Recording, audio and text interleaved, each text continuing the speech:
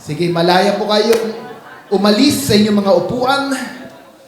Yan, malaya kayo umalis sa inyong mga upuan. Sabihin nyo sa inyong mga kasama, pwede kayo umikot, huwag kayong mahiya at hindi naman po nakadikit yan. Sige, ikot. Ayan, praise God. Ayan, thank you worship team.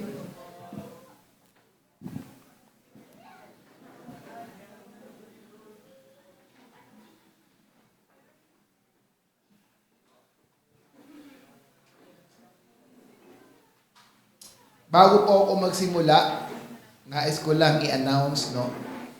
Kung sino po ang nawawalan sa inyo ng salamin. Sinong mga naghahanap ng salamin, mayroong naiwan na salamin dito. Ito po, pakibigay na lang Kuya Raymart sa Multipedia. No? Sa tingin ko naman, di kay Brother Wine yan. Alright. So, are you ready, church? Handa na ba po tayong tanggapin ang kapahayagan ng ating Diyos sa umagang ito? Handa na ba tayo? Yes! Hallelujah. Let's prepare our spirit as we listen to the Word of God this morning.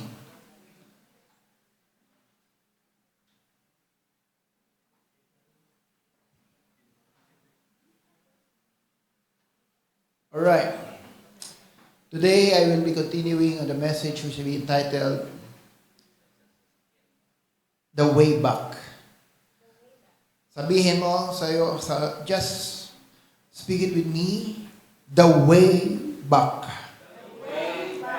Meaning, this is a way of the God's restorations in our life. Kung may nais man tayong baguhin, ayusin sa buhay natin, hindi po natin ito kaya maliban lamang na makatagpo natin ang Diyos na buhay. Because in the presence of God, all things becomes new. The old has gone, the new has come. Today, I will be sharing to you, in continuation of the message, about a supernatural life in a victorious life. God Himself is supernatural. Amen? Naniniwala ba kayo na ang Diyos na sinasamba natin, He's a supernatural God? And when God created us, He created us in His own image.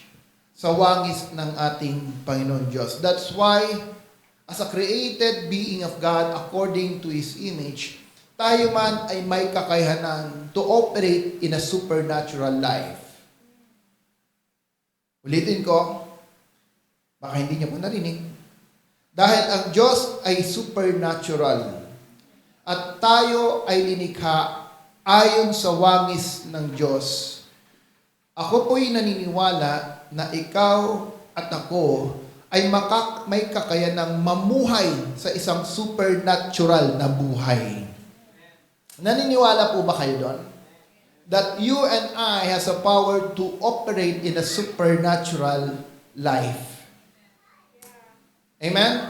Otherwise, kung wala po tayong pananampalataya that we can live in a supernatural life, lalo na po sa sitwasyon ng ating mundo ngayon, para bang ang hirap magkaroon ng pag-asa.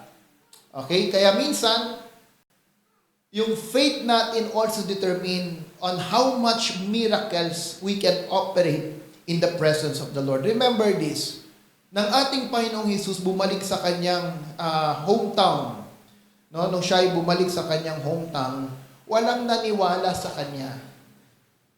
At ang sabi, because of too much familiarity, ang sabi ng mga tao, di ba anak ni Mary yan, anak ng Carpintero yan, anak ni Santiago yan.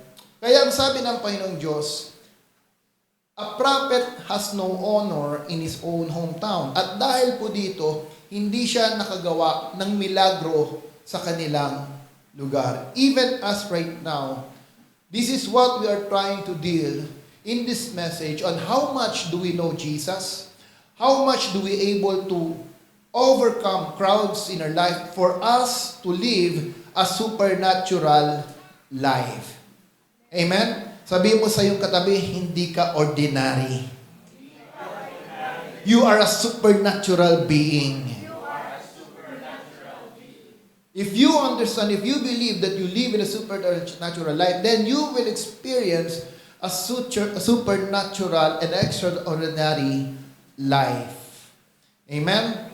So, however, because of the fall, ang sabi po ng salita ng Panginoong Diyos, hindi na maunawaan ng laman ng flesh anything about the Spirit.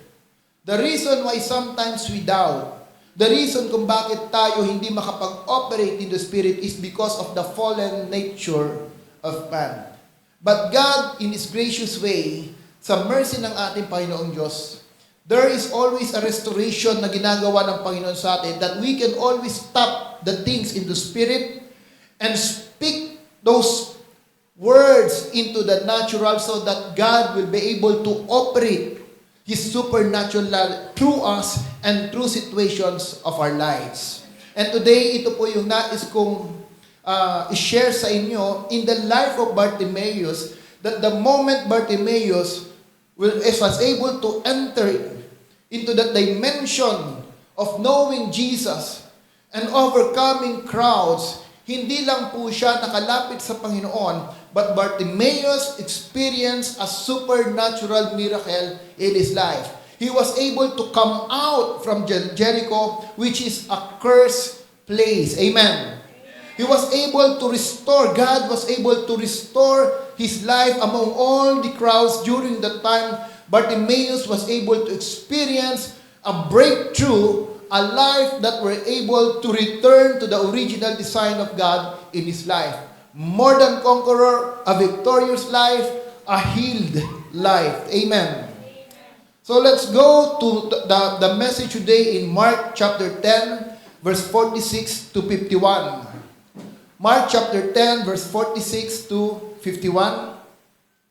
At ang sabi po dito, when he heard that it was Jesus the Nazarene, he began to cry out and say, Jesus, Son of David, have mercy on me. Many were sternly telling him to be quiet, but he kept crying out all the more, Son of David, have mercy on me. And Jesus stopped and said, call him. So he called the blind man, saying to him, take courage, stand up, he is calling for you. Next verse, please. And answering him, Jesus said, what do you want me to do for you? And the blind man said to him, Rabboni, I want to regain my sight. People of the Lord, write this down. When God speaks the word, His power goes to work. Again, when God speaks the word, next page please. When God speaks the word, lampas. Next verse please. Yan. When God speaks the word, His power goes to work. Amen? Every time God speaks, something happen. Do you believe that? That's why, people of the Lord, when you become the recipient of that word of God, your life will never be the same. Whether your flesh is weak, even in the midst of our weaknesses, the moment that we encounter that word of God, our life will never be the same. Even our enemy, when God speaks, even the crowds will follow us. Why? Because there is unity when the Lord speaks to our life. Tingnan po natin sa Bartimaeus. In spite of all the crowds saying to him, tumahimik ka, the same crowd, the same people, Jesus instructed, sabihin mo kay Bartimaeus, I am calling him. That's why even your enemy will come to you. Why? Because that is the favor of God in our life. Favor from God, favor from man. Amen? Now, Pastor, pag sinabi mong salita ng Diyos, ibig sabihin, I always read the Bible. I always study the Bible. I memorize the Word of God. Is it enough? Is it enough? People of the Lord, remember this. The Word of God comprises of two dimensions. There are two dimensions in the Word of God. Number one, the written Word of God is what we call Logos. The written call, all the promises in the Word of God, everything in it, this is what we call Logos. Say it with me, Logos. Amen? But it doesn't mean the principle is already ours. Sometimes what we are declaring, what we are possessing, yung ating inaangkin na pangako ng Diyos, it hasn't been a spoken word, but it's still a written word of God. Naalala ko po, sabi po ng isang pastor, Dr. David Jongguchu, ang Logos daw ay parang bigas. Parang bigas.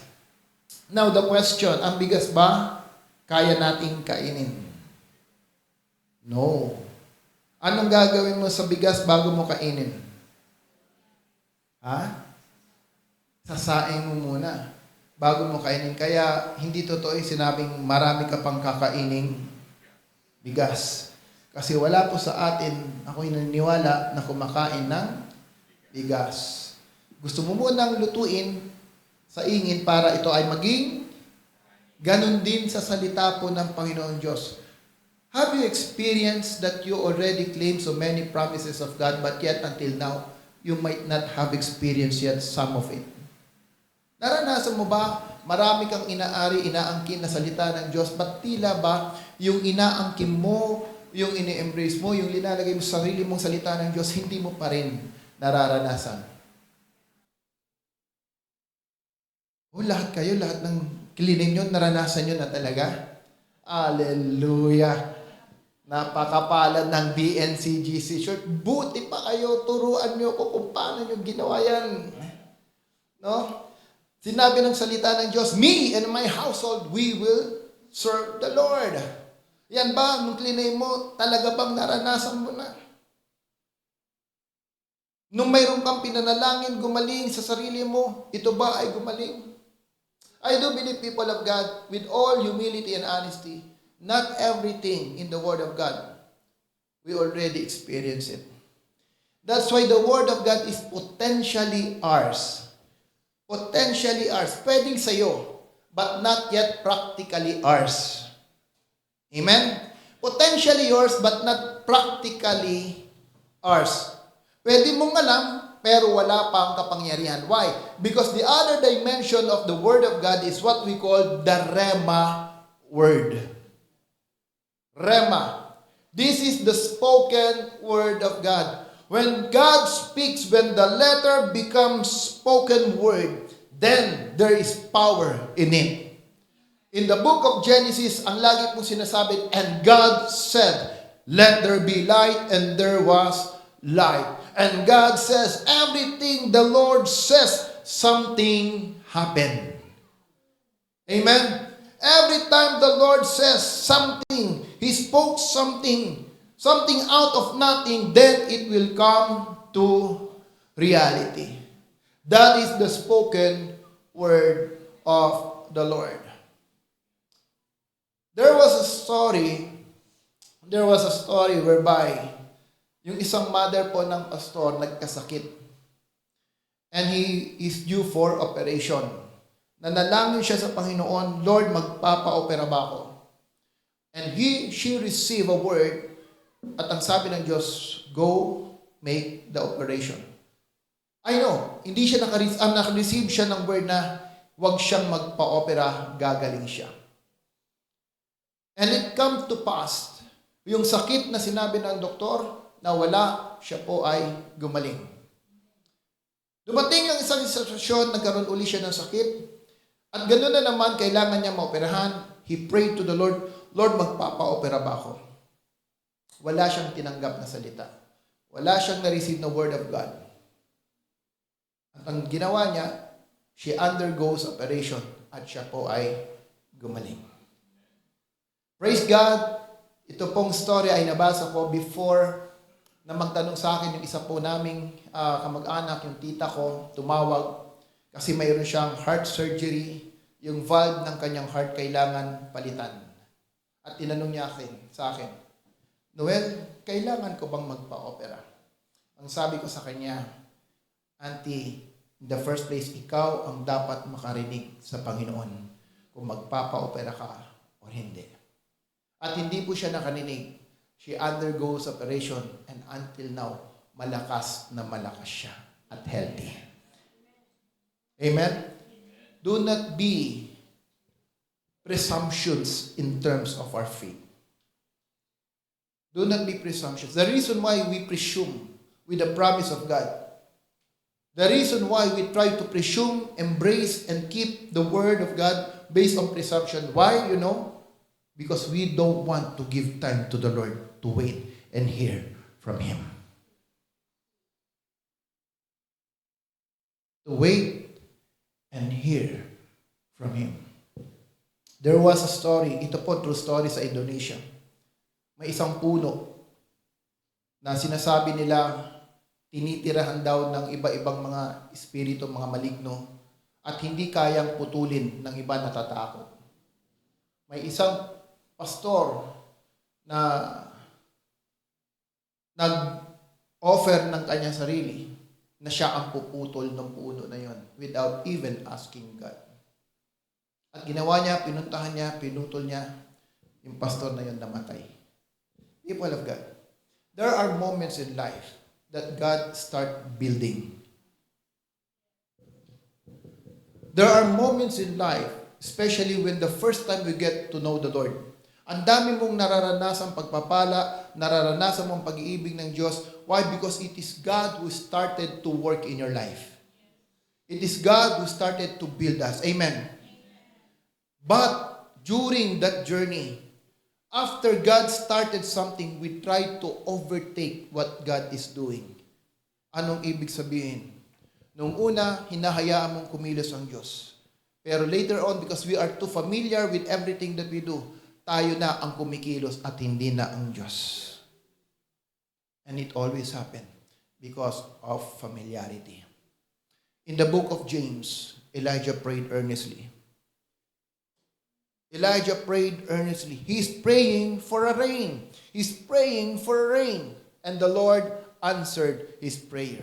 That's why in 1 Kings 17, ang sabi po dyan in verse 1, As the Lord God who live before whom I stand, sabi ni Elijah, there shall neither be dew nor rain until I say the word. Sabi po ni Elijah yon. Ang question is, nung ginawa po ni Elijah and sinalita niya yung prophecy na yon, is it out from his own understanding? Ito ba ayon sa gusto lang ni Elijah because the place was already corrupted and contaminated? It is not. That's why James said, he earnestly prayed that there will be no rain. Saan nakuha ni Elijah yung understanding na walang ulan? It's in the book of Deuteronomy. Na ang sinabi ng Panginoon, pag hindi kayo nagbago, hindi ako magpapadala ng ulan, hindi ako magpapadala ng dew para sa inyo. And there will be dryness in the place. Alam ni Elijah that there's a promise of God, there is a spoken word of God. Ang kailangan lang matanggap ni Elijah and he released the word in the right time. Even the greatest prophet spent time with God just to hear from the Lord. Why? Because when you receive the spoken word of God, the moment God speaks to our life, then there will always be miracle. Do not presume that everything written in the Bible, you will receive it. Unless we really spend time with the Lord. Amen?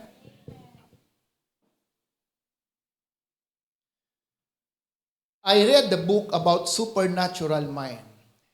Mayroon pong nagbigay sa amin na it's an article, it's a lesson Ang title po niya, It's a Supernatural Mind. At ang isang emphasis po doon, this is coming from a late pastor friend na amin pong na-meet in one of the conference. At ang isa pong statement na naka-emphasize doon is Mark chapter 11 verse 23. Yung Mark 11:23, anong sabi doon?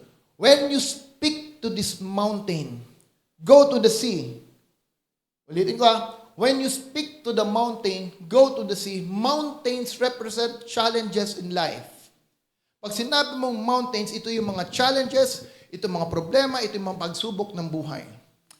At sabi ng salita ng Diyos, when you speak to the mountain, move and believe in your heart and does not doubt, then what you spoken will be granted. What you spoken will be granted. Amen. Binalikan ko yung sumulat. Tinanong ko siya, Pastor, sa dinami-dami ng promises ng Diyos, which one should I speak to the mountain? Should I speak everything? Alam mo, sagot po niya sa akin, no. Just speak what the Lord has spoken to you. Just speak what the Lord has spoken to you. If you want to experience the power of God, make your time with the Lord. Stay in His presence.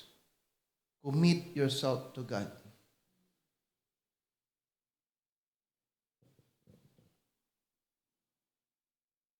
Bartimaeus longed for the word. Bartimaeus longed for the word. And he was healed. He was healed. Among all the crowds, imagine this, among all the crowds, parang tayo po ngayon, ang dami natin ngayon. Pero ilan kaya sa atin ang nakakaranas ng milagro ng Diyos?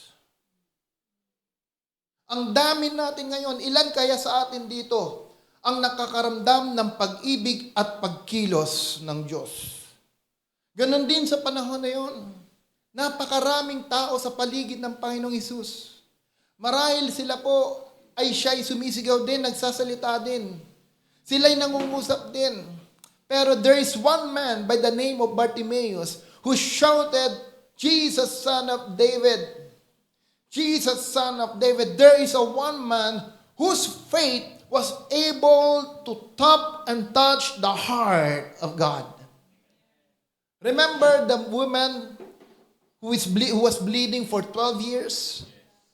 Ganon din, marami yung crowds, marami na sa paligid ng Panginoon Hesus, but there is just one faith, one woman.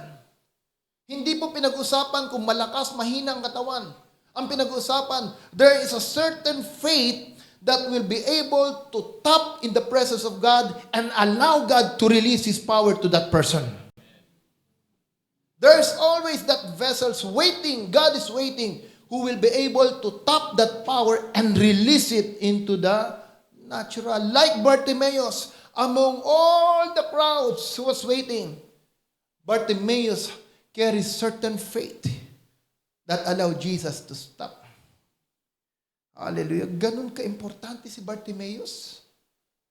Naglalakad ang Panginoong Diyos sa dami ng nasa kanyang paligid.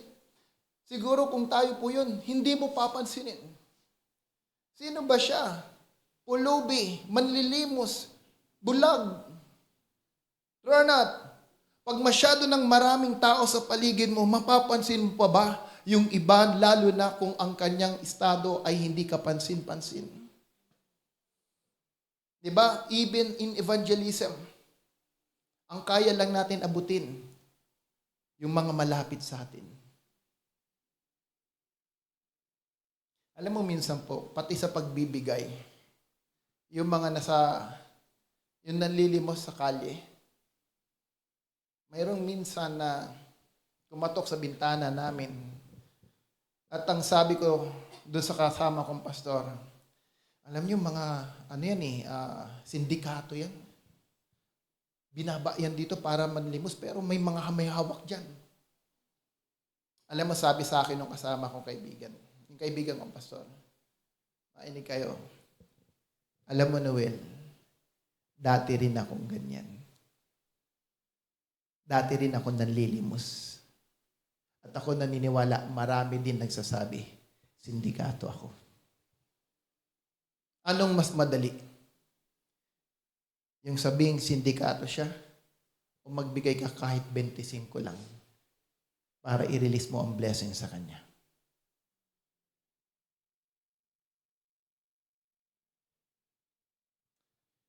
We tend to judge so much to people rather than releasing love and mercies to them. I pray sa BNCGC family, the moment someone knock on your door, huwag mo na sabihin sindikato yan. Huwag mo na kung ano-ano sabihin. Kung hindi ka rin lang magbibigay, huwag ka na rin magsalita against them. Amen? Show Jesus in your life. Show Christ in your life. Because even you and me, we are just mist in the air. Mga alikabok lang tayo.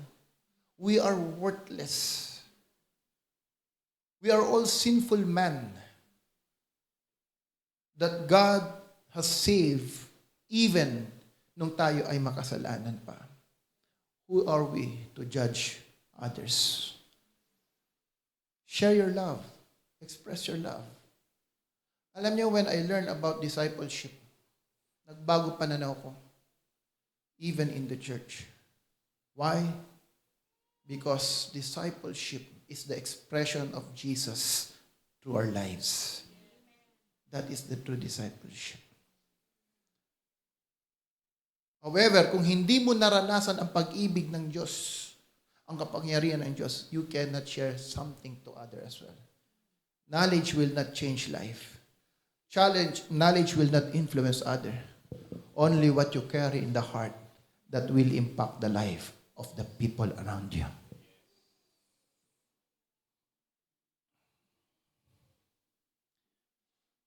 Jesus stopped and said, tawagin niyo nga siya. Tawagin niyo siya dito. And answering him, Jesus said, next verse, next page. And answering him, Jesus said, what do you want me to do for you? Ang sarap manalangin na ang Diyos nagtatanong, Jay, anong gusto mong gawin ko sa iyo? And the blind man said to him, Rabboni, I want to regain my sight. Look at this verse. Pansinin niyo. Tayo pag nanalangin, di ba? Anong gusto mong gumaling? Pastor, gusto ko mawala yung sakit ng ulo ko. Gusto ko mawala yung sakit ng puso ko. In Jesus' name, sakit ng puso, mawala ka. Hallelujah. In Jesus' name, sakit ng ulo, mawala ka. Hallelujah. Amen. Hallelujah. In Jesus' name, mawala ang sakit sa iyo right now. Mayroon nga akong kasama, hindi lang sakit. Demonyo lumayas ka, kasamang sakit. Nagkaroon tuloy ng demonyo yung tao. Bigla akong nagulat, may demonyo pala, kaya pala may sakit. Pero look at Jesus. He never said, be healed. There's no scripture saying that Jesus said to Bartimaeus, be healed. Immediately what Jesus says, go, your faith has made you well.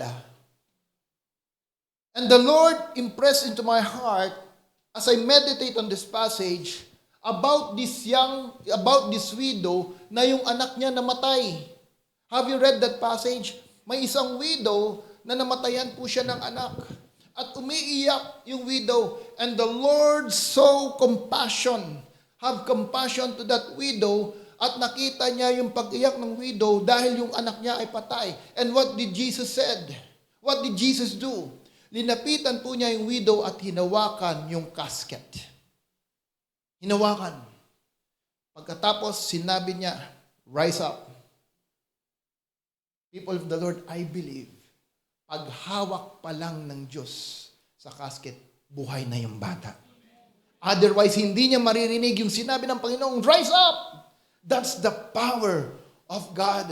And I do believe in the life of Bartimaeus, nung sinabi ng Diyos, call him. Healing is already flowing in the life of Bartimaeus because the word has already been spoken. That's why nung sinabi ni Bartimaeus, what do you want me to do? As Jesus asked, Bartimaeus says, I want to regain my sight. What did Jesus do? Go. Your faith has made you well. Magaling ka na. Amen. This is the power of the Word of God.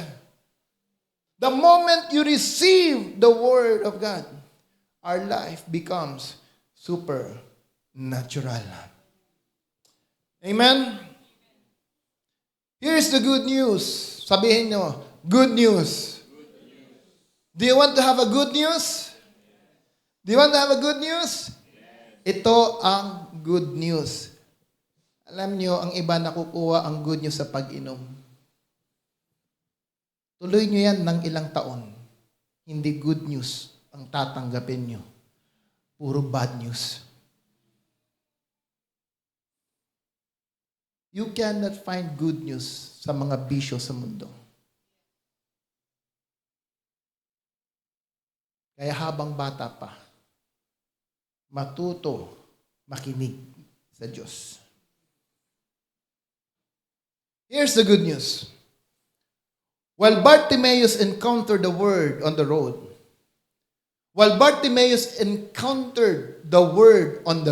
people of God, listen.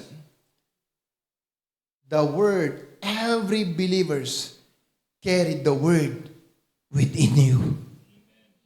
Bartimaeus only knew and heard the Word outside of the road. But now, every believers, the Word is no longer outside. The Word lives inside you. The Word lives inside you. Amen? Ang salita ng Diyos nasa loob mo na. You just need to activate and hear from the Word. Look at this verse. Revelation 19 verse 13. Anong sabi po dyan? He was clothed with a robe. Who is that he? Sino yung he? Sino yung he? Jesus was clothed with a robe dipped in the blood, and his name is called what? His name was called? His name was called? And because Jesus is omnipresent, an all-knowing, all-power, all-present God, siya, sabi ng salita ng Diyos, siya ay nakaupo na sa kanan ng Ama, and in spite of His position, ang sabi ng salita ng Diyos, siya rin ay nakaupo sa sentro ng buhay mo. The Word also live inside you. Colossians 1:27b.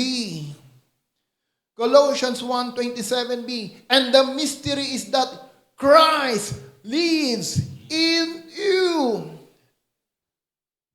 And He is your hope of sharing in God's glory. Now listen. That's why you do not need to battle. When the enemy attacks, you do not need to battle. Why? Because the Bible promised to Abraham, God promised to Abraham, I will bless those who bless you. I will curse those who curse you.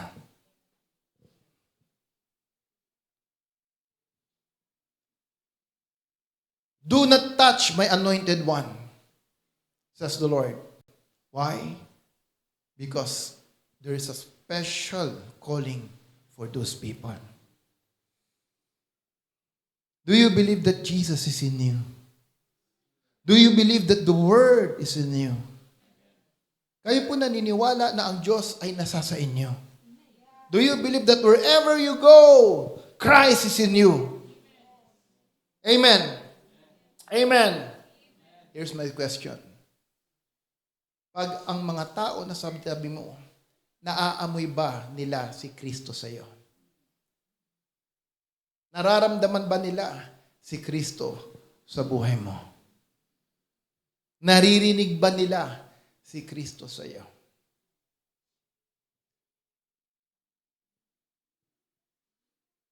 Tanungin mo nga ang katabi mo, tignan mo nga, pakiramdaman mo. Ramdam mo ba ang Diyos sa buhay niya?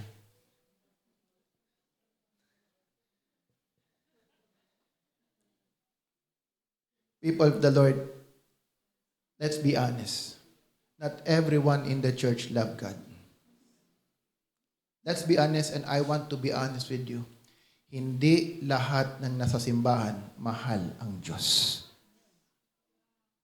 Hindi lahat nasa simbahan pinananahanan ng presensya ng Diyos. There's only one place na lahat ng tao ay mahal ang Diyos. Ito ay lugar ng langit. Amen? Lugar, do not expect na lahat ng nasa tabi mo mahal ang Diyos. But you yourself, you will know whether you love Jesus and Jesus lives in you. Madaling lumago pag nararamdaman ng mga tao sa paligid natin ang pag-ibig at presensya ng Diyos. Pag ikaw inobertikan, nararamdaman ba nila ang pag-ibig ng Diyos sa buhay mo? O lumalabas yung totoong ikaw?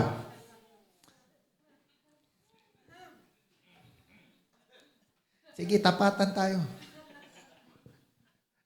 Pag ikaw nakarinig ng hindi mo gusto, lumalabas ba ang Diyos sa buhay mo? O ang nakikita nila yung totoong dating ikaw? Ang kapitbahay kong yan, grabe magsalita, hindi naman totoo. Masabihan nga. Pag may lumapit sa'yo, humingi ng tulong, nararamdaman ba nila ang pag-ibig at kapangyarihan ng Diyos sa buhay mo? People of God, Bartimaeus only need one encounter. His life was changed. My question is, if Christ is really inside us, why our life may not be changing until now?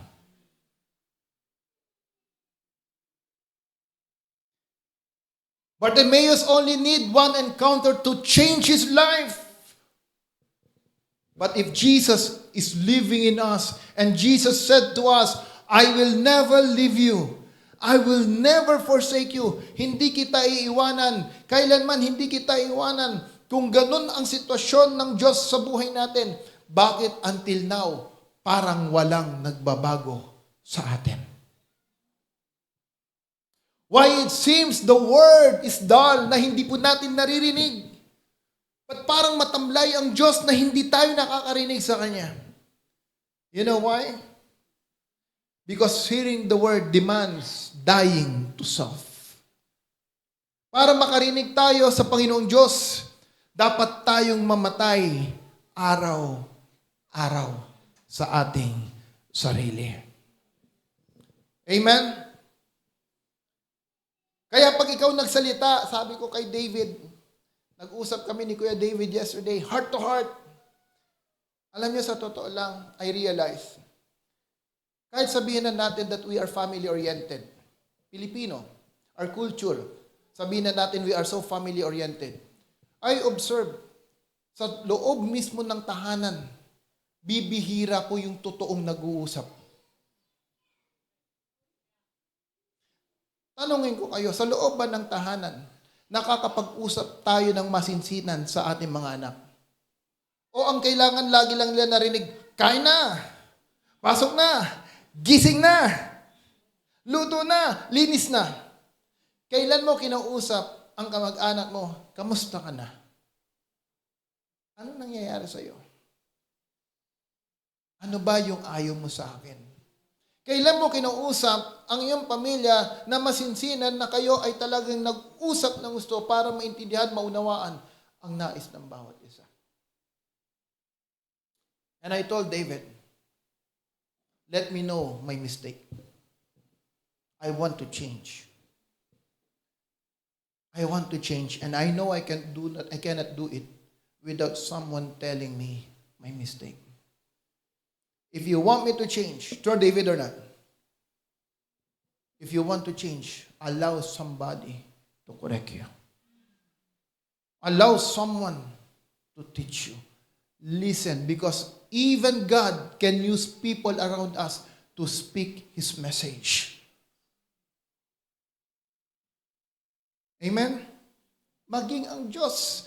Kahit sa pangit na sitwasyon ng buhay po natin, nangungusap ang Panginoong Diyos. Yesterday sa corporate prayer, na-share ko po sa bawat isa about King David. King David was a king. But when the time he was ousted by Absalom sa kanyang posisyon, habang sila'y lumalabas sa kaharian, may isang pangalang Shimei that curses David, stone David, kung ano-ano ang pinagsasabi kay David. At sabi ng kanyang mga sundalo si Joab, gusto mong patayin na namin tong taong to? Kung ano-anong sinasabi sa'yo. Sabi nila, Haring David, sabihin mo nga, patayin na namin to. David was surrounded by the soldiers, by his general. Pero anong sabi po ni David? Anong sabi ni David? Huwag mo siyang galawin. Kasi baka nagsasalita at may sinasabi ang Diyos para sa akin. People of God, tayo minsan or madalas, we have selected hearing. Huwag kang magsalita, anak lang kita. Hindi totoo yung sinasabi mo, ikaw to dapat mag-ayos. No! If you are humble enough, if we are humble enough to ourselves, maging sa anak po natin, matututo kang makinig. Remember this, bawat isa sa atin, we are not perfect. Let's not be ideal. We change. We change over time. Our life change. Yung ikaw noon, hindi ka na ngayon. You have changed. Everything changed. That's the reality. Nagbabago po tayo and we are not perfect. If we don't want to hear and listen to people around us, we will never change. And that's why even Jesus is inside our heart at the beginning when He operates us, keep building our life. We are listening, we are hearing God's word, but eventually as we walk together with Him, slowly nawawala ang boses ng Diyos. Why?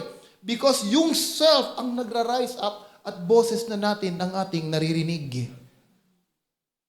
That's why our life has never been changed. We try to pray. We keep praying to God. We possess promises of God. Pero parang ang buhay, wala pa rin pagbabago. Why? Because it's not the letter that will change us. Actually, letter kills. Amen? Letter kills. Ano yun? Ang sabi ng Santiago, pag alam mong tama at hindi mo ginawa, ikaw ay nagkakasala. Sa loob-loob ko, mas magandang wala kang alam. Kundi yung alam mo na kung anong tama, patuloy mong disobey, then you are sinning against God. That's the truth. Bartimaeus only have one encounter and his life was changed. If Jesus really dwells in us, we have every day, the life of Christ is every day in us, then our life should always be changing and transforming in the image and pattern of Jesus. Amen. Wangis ng Diyos ang nakikita po sa buhay natin. Then why? Why? Sometimes and most of the time we cannot hear God. Why? Because you cannot truly hear from God. You cannot truly hear from God until you learn to die to self. You cannot truly hear from God until you learn to die to yourself. You will never overcome the crowd. You will never overcome the crowd of life until you die to yourself. Because why? The loudest crowd that drowns out the voice of Jesus is no other than your own voice. The loudest crowd, yung pinakamalakas na crowd, hindrances sa buhay natin that drowns the voice of Jesus is no other than your own voice. Do you believe that? That's why the Bible says we need to die daily. You want to hear from Jesus? Galatians 20 says, be crucified with Christ. And now, I no longer live. Kaya ito yung pinaka-favorite kong verse sa Bible. I no longer live, I have been crucified with Christ. I no longer live. Tignan nyo, ilang ayan. And now since you are no longer living, who is living in your life? Jesus now lives in your life. Jesus now lives in me. The way I think, the way I speak, the way I live my life, Jesus should manifest inside and through me. Amen. Kahit nasasaktan ako, kailangan makita nila si Kristo sa buhay ko. Kahit nahihirapan ako, kahit nakakarinig ako ng hindi maganda, ang panalangin ko, makita si Kristo sa buhay ng bawat isa sa atin. This is Christianity, people of the Lord. Manifesting Jesus in our life. For those who will undergo baptism, learn this. The very significant part of your baptism is dying to yourself. The life I live in the body, I live by faith in the Son of God who loves me and gave Himself for me. 1 Corinthians 15:31. I affirm, brethren, by the boasting in you which I have in Christ Jesus our Lord. This is what Paul says. I die daily. Amen? If you die daily, people around will see the difference in your life. You don't need to say you are a Christian for people to recognize that you are one. Sa buhay mo pa lang, nakikita na nila ang Diyos. Amen? And we go now to the last principles of having a transformed life. When you receive power and miracles, remind yourself, don't just settle for the miracle. Keep pursuing the miracle worker. Do not settle yourself with the blessing. Keep pursuing the blesser. Amen?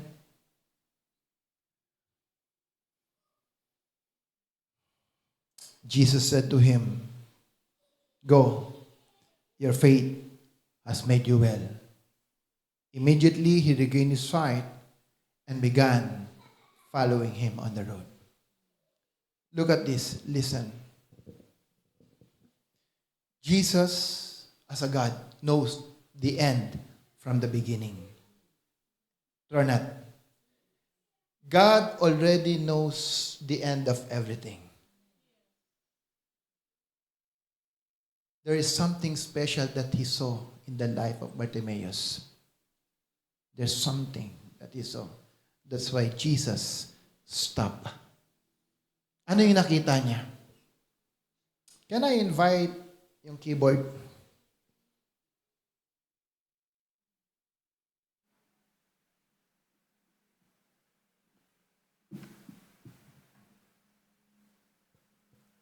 Yung ano la, yung, I don't know, in my spirit, parang maawit pa rin yung your goodness. I love you, Lord. Since yesterday, I don't know. In my spirit, it keeps singing. Because God is good. He's good. Sabi mo sa katabi mo, God is good. Ano man ang pinagdadaanan mo sa buhay mo, God is good. He's faithful. Believe it, people of God. He's good. He's faithful. Hallelujah. Jesus said to him, "Go, your faith has made you well." Ano yung kakaiba kay Bartimaeus? Ano yung kakaiba dun sa bleeding women for 12 years? Ano ang mayroon sila? Jesus saw, hindi lang miracle ang habol nitong taong to. Hindi lang blessing ang habol ng taong to. Hindi lang pagbabago ang gusto ng taong to. pag to nanalangin, nakikita ko, mayroon sa puso niyang gustong sumunod sa akin. Kaya si Jesus napahinto. I found a man. This is the one who will stand in the gap. Hindi sa sarili lang niya ang gusto niya, kundi mayroon siyang pusong marunong sumunod. He began following him on the road. And look at this. Verse 50. Anong ginawa ni Bartimaeus? Verse 50.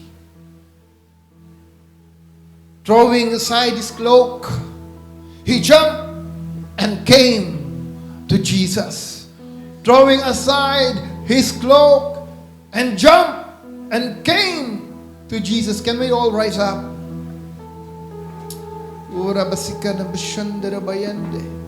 Ano ang mayroon yung cloak? People of God, listen. Listen here. The cloak was an important garments for Bartimaeus. Yung cloak, ito ay ginagamit niyang higaan. Yung cloak, ito yung ginagamit niyang comfort sa gabi pag siya'y natutulog. Yung cloak, ito yung parte ng buhay that covers him in the midst of cold, in the midst of a changing weather. Ito ay kanyang kailangan every day of his life. Ito yung kanyang comfort. Ito yung nagbibigay sa kanya ng pag-asa. Yung cloak, ito yung ginagamit ni Bartimaeus nung siya ay nanlilimos. All that he have is on that cloak. Lahat ng mayroon siya, lahat ng kailangan niya depends on that cloak. Without the cloak, wala na siyang gagamitin. Wala siyang gagamiting panlimos. But yet, when Jesus called him, tell that man to come. Call him. I'm calling him. What did Bartimaeus do? He removed everything. He left everything and followed Jesus. Sometimes we cannot experience Jesus dahil marami tayong baggages sa likod. Marami tayong bagay na hindi maiwanan. Yung nakaraan mo, hindi mo maiwanan. Yung nakaaway mo, hindi mo maiwanan. Yung may galit sa'yo, hindi mo maiwanan. Yung lumang buhay, hindi maiwanan. That's why our life remains the same. Be like Bartimaeus. When he experienced Jesus, he is ready to leave everything behind because he wants to live a blessed life. He wants to leave that cursed Jericho. He wants to go and live a new life with Jesus. Oh, hallelujah!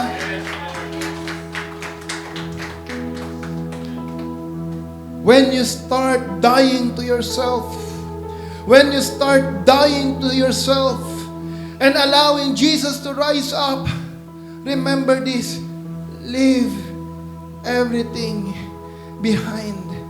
Your old nature, your old life, your old mentality. Iwanan mo na yan because we change. All the time we change. We can be transformed. Huwag mo nga rin, ganito na ako nabuhay, ganito ako mamamatay. No! God can change you. Even in sicknesses, do not dwell in that sicknesses. There are always a better future ahead of us, people of the Lord. Hindi ka man madagpuan ng kagalingan sa mundong ito. Sa presensya ng Diyos sa kanyang kaharian, walang sakit na ikaw ay mararanasan. There is an everlasting life in the presence of God. An everlasting joy in the presence of God. This is what we need to work out. Allow Jesus to manifest in our life. Allow Jesus. People of the Lord, don't just be a believer. Don't just be a believer. Be a disciple of Christ. Tell to yourself, don't just be a believer. Say your name. Don't just be a believer. Noel, don't just be a believer. Say it to your name. Don't just be a believer. Be to your yourself, hindi sa katabi mo, sa sarili mo. Utusan mo ang sarili mo. Say it to yourself. Say your name. Noel, don't just be a believer. Come on. Declare it. Shout it out. Call it out. Don't just be a believer. Be a disciple of Jesus Christ. Oh, be a disciple of Jesus Christ. Learn how to die daily. Learn how to die daily and let the life of Christ shine in you and through you. Oh, hallelujah. Hallelujah. In closing, the way back, transformations of life is not a one-time decision. If you want to change your life, you want to be transformed, it is not a one-time decision. It's a lifelong and consistent walk to be a disciple of Jesus Christ. Oh, hallelujah. Salamat, Panginoon. Salamat. Come on, let's raise our hands to God. Oh, yarabasika rababayanda. Come on, just pray the Spirit. Pray the Spirit. Oh, hallelujah. Come on. Come on, pray the Spirit. Allow the life of Christ shine in you. Come on. Be strengthened in your inner man. Be strengthened in your spirit. Tap to the dimension of the Word inside you.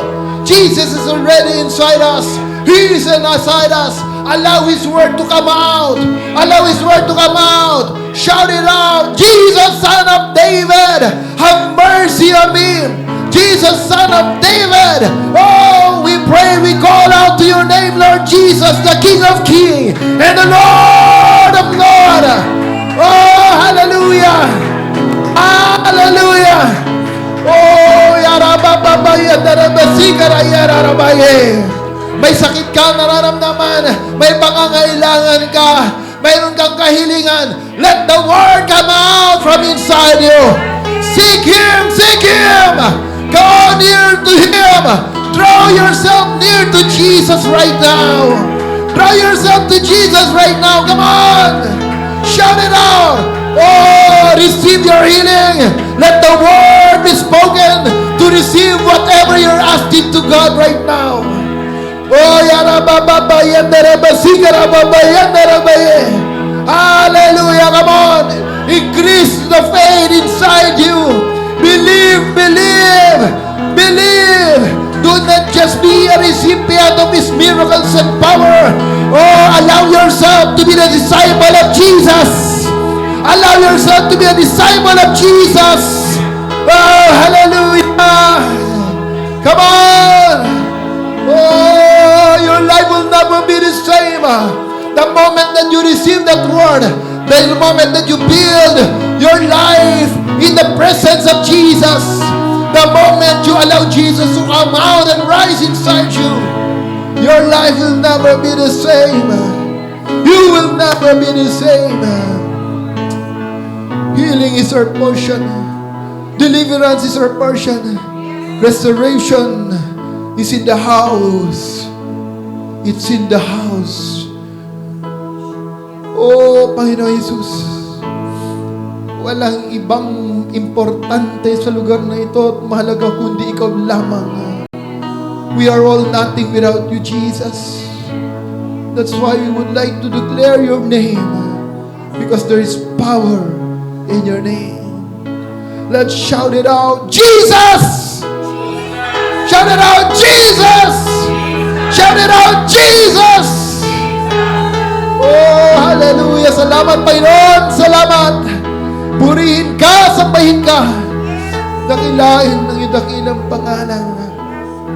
Oh, I pray that today be the beginning of a new day in your life. That today as you hear this truth, you learn and submit your time to Jesus. Give more of your time to Him. Submit yourself to His Word in the power of the Holy Spirit. And allow the Rhema Word to operate in your life. As you learn to die daily, as you learn to die to self, allow the life of Jesus to shine through you, to manifest in everything that you do. Oh, Lord God, yes, we know by our own strength it is impossible. But we have the Holy Spirit in us. And because we have the Holy Spirit, we believe our life will never be the same. We will be changed. We will be transformed. Salamat, Panginoon. Salamat. In your name, Lord Jesus. In your name I pray. Oh, hallelujah. Just be still and talk to Him. Speak to Him right now. Raise up your heart, your hands to the Lord and be a recipient of His word. Just open your life. Kung may kahilingan ka sa mga oras na ito, kagalingan man yan, panalangin sa iyong pamilya, sa iyong trabaho, sa iyong negosyo, just open your hearts to Him right now. Have an ear to hear from Him. Let the Lord speak to you. And the moment that you receive the word, treasure it. Keep it.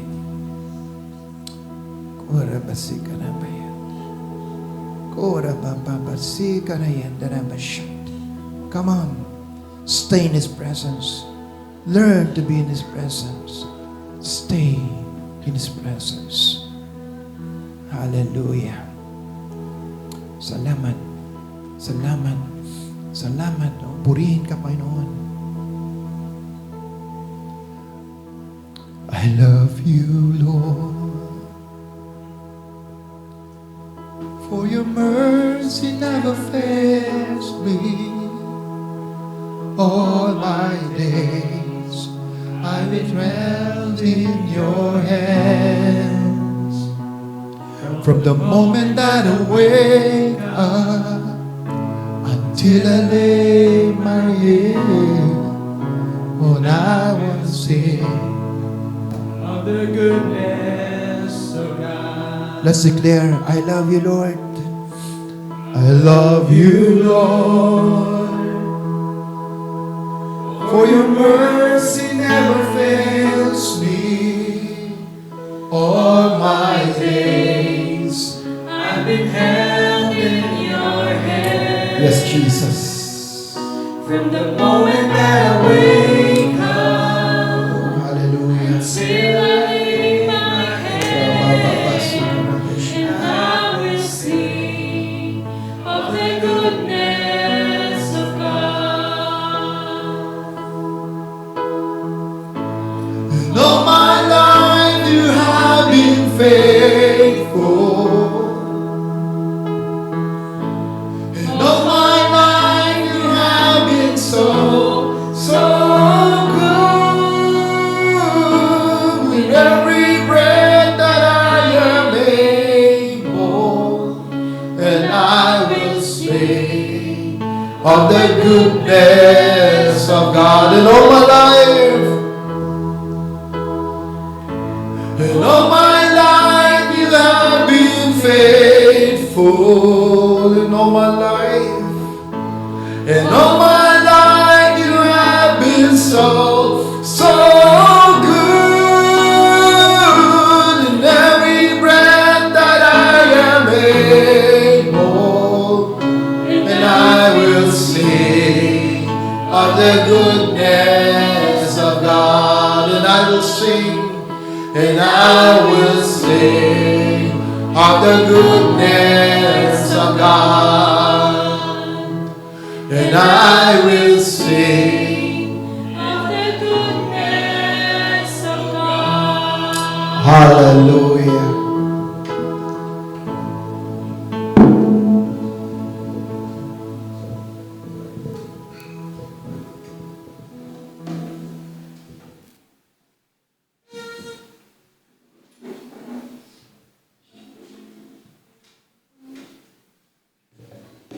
Amen. Hallelujah.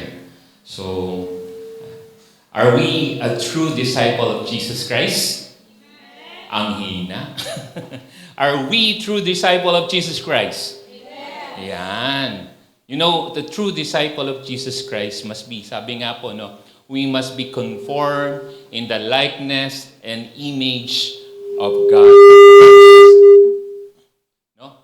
So, ibig sabihin po, inwardly, no? Inwardly, no?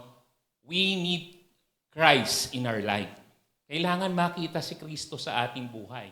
Di ba? Kaya nga po sabi po, sa pagdako natin sa ating pong pagbibigay, sabi, kung sa pagbibigay natin, kinakailangan, hindi yun napipilitan tayo. Yung hindi ibig sabihin na nagbigay ka lang. Yeah?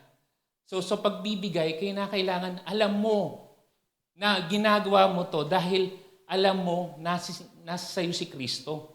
Alam mong gusto ng Panginoon yung ginagawa mo. Diba? Kasi kung gagawin mo ito na hindi gusto ng Panginoon sa buhay mo, anong mangyayari? Para lang, sige na nga, magbibigay lang ako. Sige na nga, ito lang. O kaya, nagko-compute ka pa. O kaya, sabihin natin, wala akong ano ngayon. Naiintindihan naman ako ng Diyos. Tama? Minsan, ganun po tayo. Pero kung talagang nasa puso natin ang Panginoong Yesus, no? Ang pagbibigay po ay sabi nga, you will be a cheerful giver. Tama?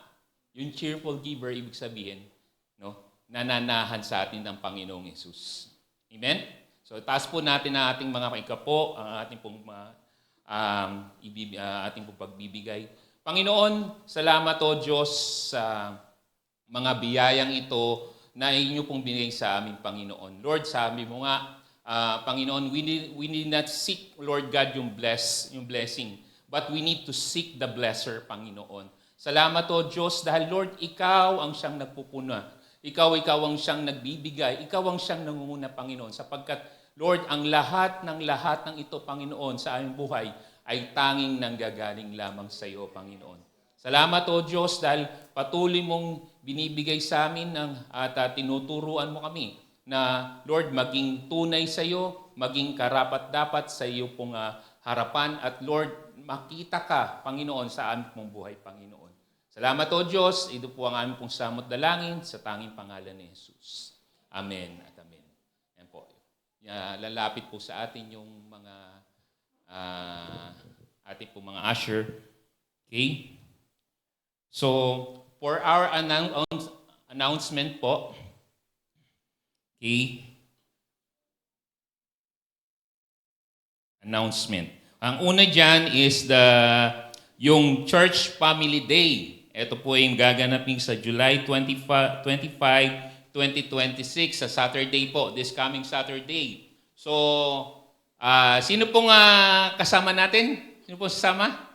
Yan, lahat tayo. Tsaka diyan na rin po gaganapin yung ating baptism day, no po? So, be ready yung sa magpapabaptize. Be sure that once you commit this baptism, no, alam po natin yung ating gagawin. So, okay. And then another thing po, yung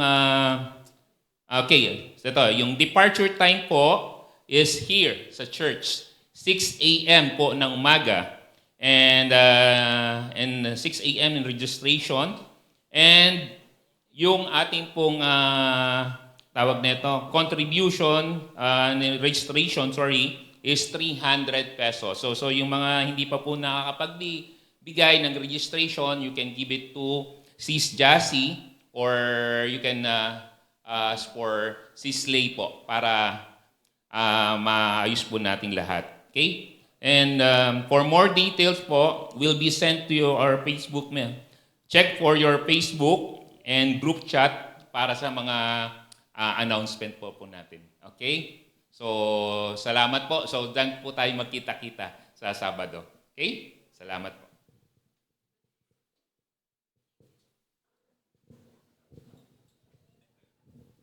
Sa mga mag-undergo ng baptism, so, let's meet dito sa ating conference.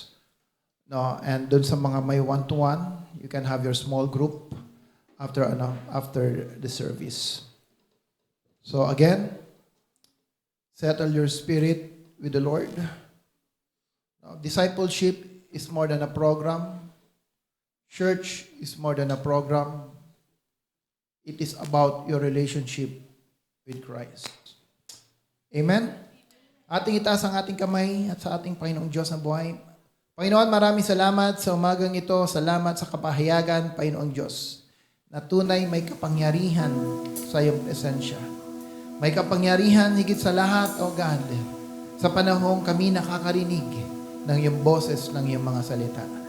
Kaya Lord, dalangin ko, hayaan mong dalahin namin, Lord, ang mensahe ito sa kapangyarihan ng iyong banal na Espiritu, Panginoong Diyos, sa aming buhay, san man, anumang araw, san man kami magpunta.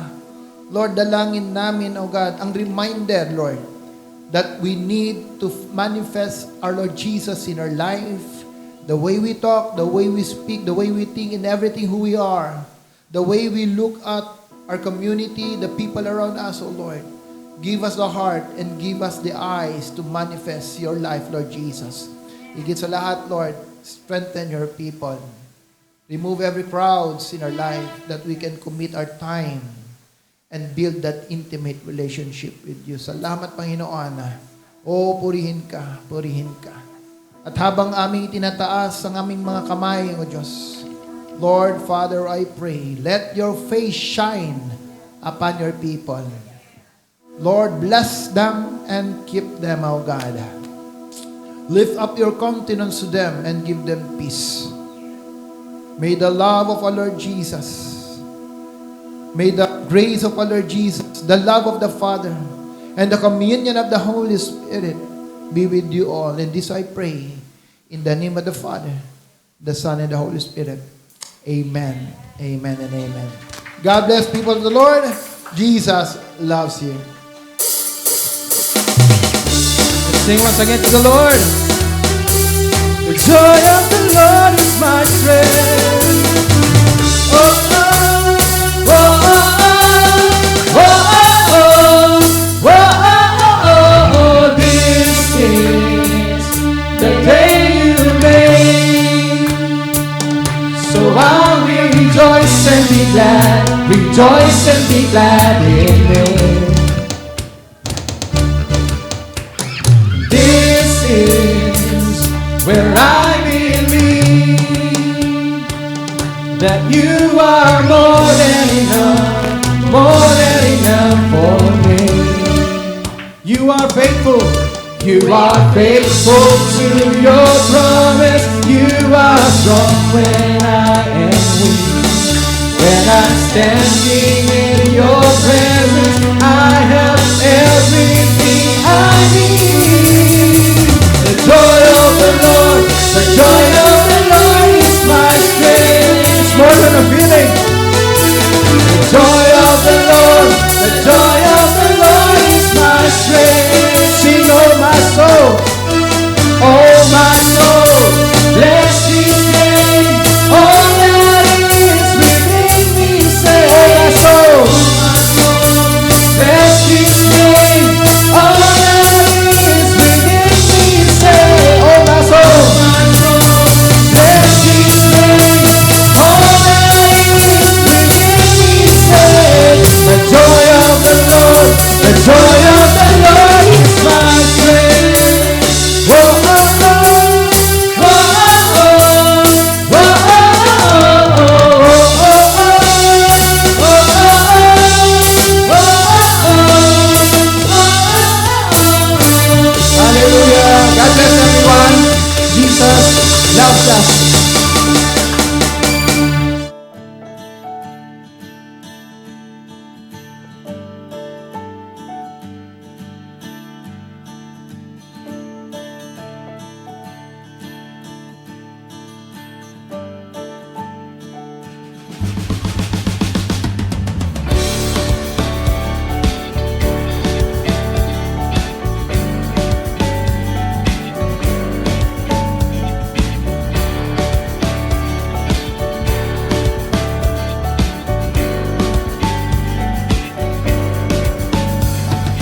Let fate arise in the middle of the storm. Spread your wings wider like the eagle.